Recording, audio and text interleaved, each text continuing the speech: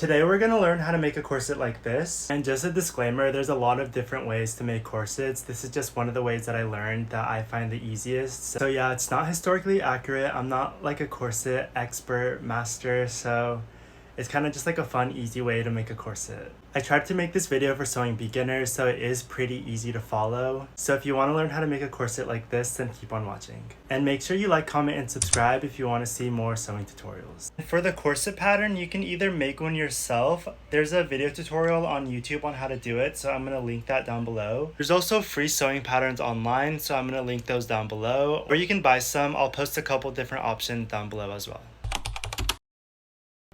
You're going to need your outside fabric, which is the fabric that you're going to see, your lining that goes on the inside, interfacing to give your corset more structure, boning, you can use any type of boning, but I'm going to use this plastic one, grommets to lace it up in the back, a hand press grommet machine, string to lace it up in the back, pair of scissors, a sewing machine, and an overlock machine.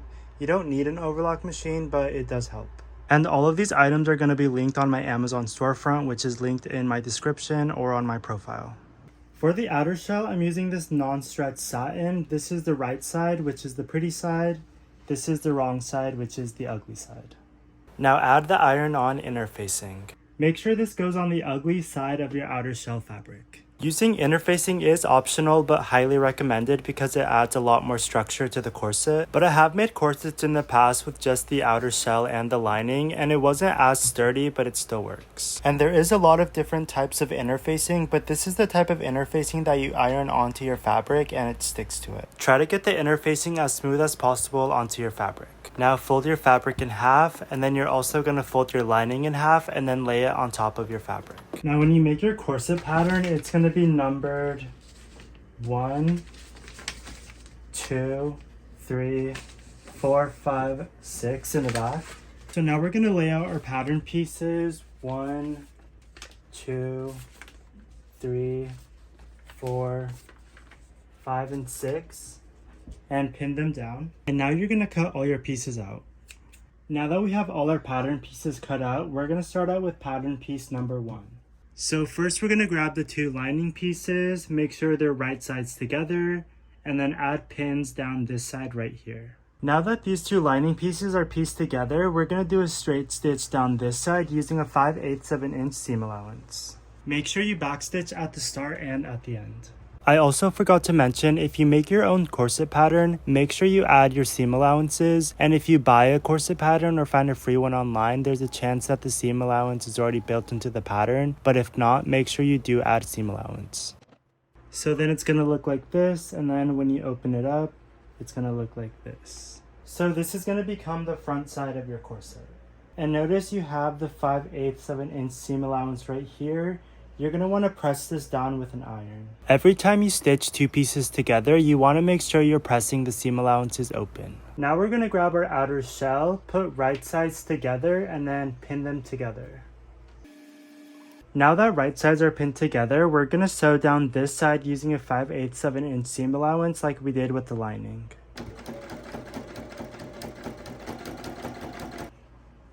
And now we can open it up. This is going to be the front side of the shell. And then here on the back side, we can press these seams open.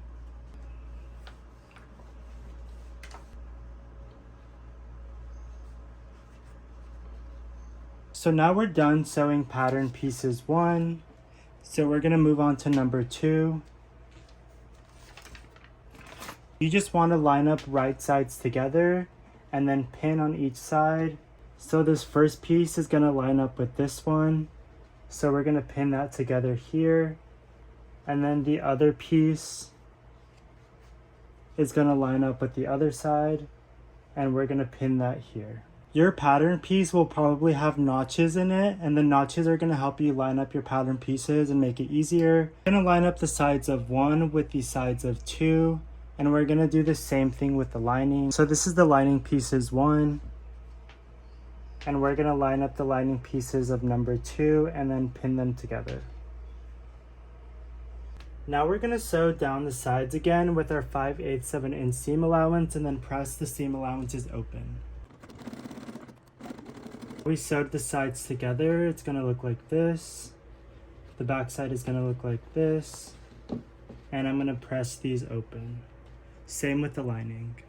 Sewing a corset is basically just sewing a bunch of straight lines and then ironing. So if you've been able to follow along so far, you're doing great. If you're having trouble pressing curved seams, a tailor ham really helps. You can find them on my Amazon storefront, linked in my description. So now we're going to repeat those same steps of sewing sides 3 to sides 2, and you're going to do that for the rest of the numbers. After you sew all the pieces together, the outer shell is going to look like this. Set that aside, and then the lining is going to look like this. Now flip it over so you can see all the seams. And now we're going to create boning channels by sewing on the edge of the seam allowance and the top of the seam allowance. To make it a little easier, I like to pin down the seam allowance. So just so we're clear, this is the bottom side of the corset. This is the top side of the corset. We're going to sew on the seam allowance, but only on the very edges. So along this edge, this top side, down this edge, and you're not going to sew down here. Try to sew as close as possible to the edge of the seam allowance. Now that I made all my boning channels, I like to make sure that the boning actually fits inside of the boning channels. Right now we're just checking to see if it fits. We're not going to leave the boning in there. We're actually going to add the boning way later. After you finish doing all the boning channels on your lining, you're going to place your lining and the outer shell fabric right sides together. Now I pinned both layers together. I'm going to sew down this side, across the top, and down this side. I'm going to leave this bottom side open. Try to sew as close as possible to the edge. If you feel like you didn't sew close enough to the edge, you can always trim your edges and definitely trim your corners. Now after you trim all the edges, you can flip it right side out. Now you want to press all of the edges to get a clean finish. After we finish pressing the corset, we're going to take it to the sewing machine and top stitch across the sides and the top. So now we top stitched the corset, it's time to add the boning. The boning channels are now inside of the corset. Boning channels are going to be this long, the length of the seam. You want to cut them 1/2 inch shorter than this seam. You want to make the boning shorter than that seam so that you still have space to hem the corset at the bottom. So cut out your boning and then insert it into the boning channels. Make sure you round off the corners of the boning so that it doesn't poke through the fabric or poke your skin. After you finish putting all the boning into the corset, we're going to hem the bottom. To do this, I'm going to start by overlocking the raw edges. After you overlock the bottom, we're going to add pins and then hem it with the straight stitch on our sewing machine. After you pin the bottom, we're going to finish it off with a straight stitch. Now that we finished the bodice, the next step is to add grommets, and if you don't know how to add grommets, I'm going to link my video tutorial down below. Now this is what the corset is going to look like once you're all done, and now's your chance to get creative and make it your own. You can add pearls, rhinestones, ruffles, lace. I also recently learned how to make corset dresses, so if you want a full-length tutorial on how to do that, let me know. But if you want to give the illusion of a corset dress, you can just wear a skirt under this corset and then it just looks like a corset dress, which is what I did here. And I also decided to add ruffles to the top. Let me know what you guys think. If you found this video helpful, please like, comment, and subscribe. I'm going to try to post more long-form sewing tutorials. Make sure you follow me on TikTok and Instagram because I post a lot more sewing content on there. You'll find a lot of sewing tutorials and sewing tips, so if you're into that kind of stuff, then check it out.